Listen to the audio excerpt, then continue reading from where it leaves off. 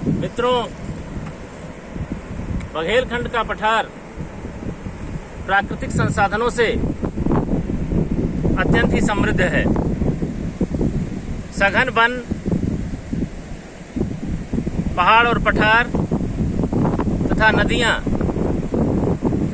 एवं ऋषियों, मुनियों, ज्ञानियों तथा तत्ववेत्ताओं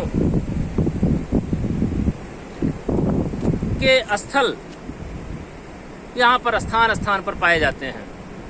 और सबसे बड़ा साक्ष्य है, इस आर्यावर्त के माध्यम से सुदूर पूर्व तक सांस्कृतिक राष्ट्रवाद की ध्वजा फहराने वाले मर्यादा पुरुषोत्तम श्री राम के वनगमन का यह संपूर्ण क्षेत्र साक्षी रहा है। चित्रकूट से लेकर छत्तीसगढ़ के पूर्वी हिस्से तक का क्षेत्र ये विंध्य और बघेलखंड के अंतर्गत आता है।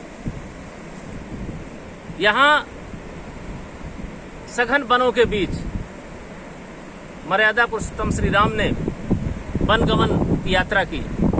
यह स्थान है रक्षगंडा।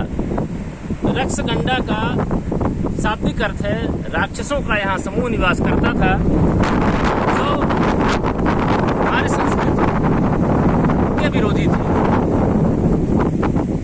यह वाटरफॉल के रूप में ज्यादा प्रसिद्ध है। यह रेण नदी है। रेण, रेहर और रिहंड तीनों नाम ये रिहंद नदी के हैं। शुरुआत में इस नदी को रेण कहा जाता है, बाद में रेहर, फिर ये रिहंद हो जाती है। यह नदी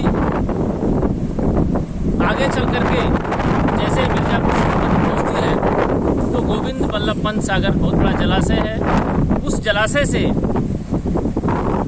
विद्युत परियोजनाओं को इसका पानी जाता है और पन बिजली भी उत्पन्न होती है। सिंचाई के लिए भी इसका उपयोग किया जाता है। वस्तुतः इसका जो महात्म्य है रक्षगंडा का, वह यह कि भगवान राम यहाँ पर आए और आगे फिर पहाड़ियों और घाटियों के माध्यम से वो दंडकारण्य की ओर चले गए। सांस्कृतिक राष्ट्रवाद और राजनीतिक राष्ट्रवाद।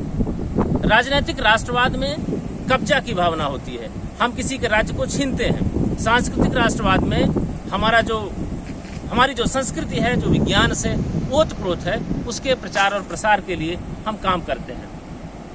सांस्कृतिक राष्ट्रवाद की यह परंपरा भगवान राम से शुरू होती है। वस्तुतः प्राचीन काल से ही भारतीयों के जनमानस में भगवान राम आदर्श के रूप में विद्यमान है। एक उदाहरण ऐसे है कि जैसे लंका विजय के पश्चात भगवान राम को जब कहा जाता है कि अब आप लंका के अधिकारी हैं, तो वह लक्ष्मण को कहते हैं कि यद्यपि स्वर्णमयी लंका न मे लक्ष्मण रोचते, जननी जन्मभूमिश्च स्वर्गादपि गरीयसी। इसका तात्पर्य है कि हमको उनका राज्य नहीं चाहिए, उनका राज्य उनके भाई बंधुओं को दे दो, हमको तो अपनी संस्कृति का प्रचार प्रसार करना था, वो हमने कर लिया। आगे अनेकों कथाकारों ने महाकाव्य बड़े बड़े लिखे गए हैं। रामचरितमानस तो घर घर में पढ़ा जाता है, भगवान राम का ही पूरा उसमें विवरण है। अगर हम चर्चा करें उत्तर रामचरित की, जिसको महाकवि भवभूति ने लिखा है, उत्तर रामचरित एक महाकाव्य है, उसमें उन्होंने यह विवरण दिया है कि राजा को कैसे होना चाहिए। एक दृष्टांत यह है कि जैसे गुरु वशिष्ठ को भगवान राम कहते हैं, मर्यादा पुरुषोत्तम श्री राम कहते हैं कि स्नेहम दया तथा सौख्यम यदि वा जानकीम आराधनाय लोकस्य मोचते ना में व्यथा। तात्पर्य है कि स्नेह, दया, सुख, यहाँ तक कि जानकी को भी यदि प्रजानुरंजन के लिए, लोकानुरंजन के लिए, प्रजा के कल्याण के लिए हमको छोड़ना पड़े, त्यागना पड़े, तो हम वह भी करेंगे, हमको कोई पीड़ा नहीं होगी। तात्पर्य यह है कि एक राजा को प्रजा और पुत्र में कोई भेद नहीं करना चाहिए। ये हमारे सांस्कृतिक राष्ट्रवाद का मजबूत पक्ष है। यह स्थान मध्य प्रदेश और छत्तीसगढ़ के सीमा क्षेत्र पर है। मध्य प्रदेश का सीधी जिला जो अब सिंगरौली हो गया है, छत्तीसगढ़ का अंबिकापुर अब सूरजपुर जिला है। यह दोनों के संयुक्त, दोनों के सीमा क्षेत्र पर यह रक्षगंडा वाटरफॉल है। आप देख सकते हैं विशाल नदी। इस समय बारिश का सीजन है तो रेण नदी अपने यौवन पर है, उफान पर है, और यह एक गंगा की ट्रिब्यूटरी है। रैहर नदी गंगा में जाकर के आगे मिलती है, पहले सोन में, सोन फिर गंगा में, ऐसा इसका नेटवर्क है।